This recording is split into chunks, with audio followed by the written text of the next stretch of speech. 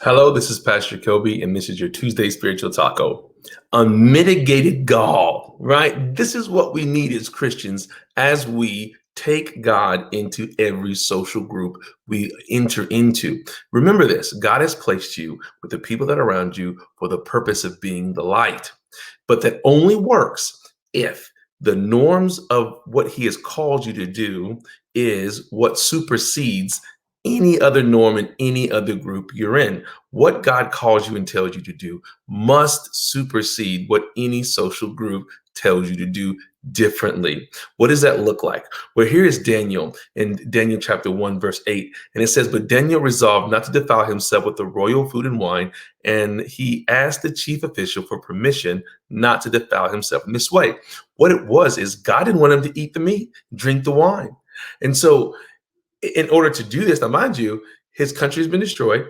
He's been kidnapped, enslaved, names changed, right, to resemble Babylonia. And here is Daniel in the midst of this. I mean, if you talk about unmitigated gall, he has no rights. Name has changed. He has no standing here at this point. He has a guard that's supposed to make sure he does what the king says, or he gets killed. And here he is saying, hey, right, I can't do this because God is not pleased by that. And I cannot do that. I am more afraid of doing something to defile myself to God than I am to face whatever backlash I get from anywhere else and anyone else. This unmitigated God, this audacity, the nerve that Daniel had, we need to have in our day-to-day routine. And here's the thing that happened at the end of this story, this particular section of the story of the book of Daniel, is that they gained the most weight and they looked the best. And so God affirmed his presence, although it must have took a lot of nerve to do this. He did it because he was faithful to God, and God blessed him. And so the result is everyone's diet had to change to what God had his people do.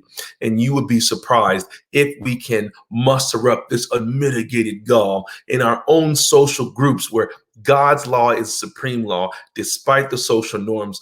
Just might see God in a new way.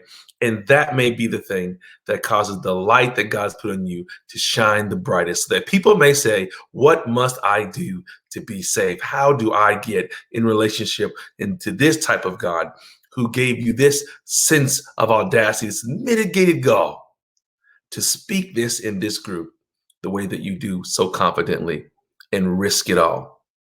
Well, this was your Tuesday Spiritual Taco, and I pray you ate well.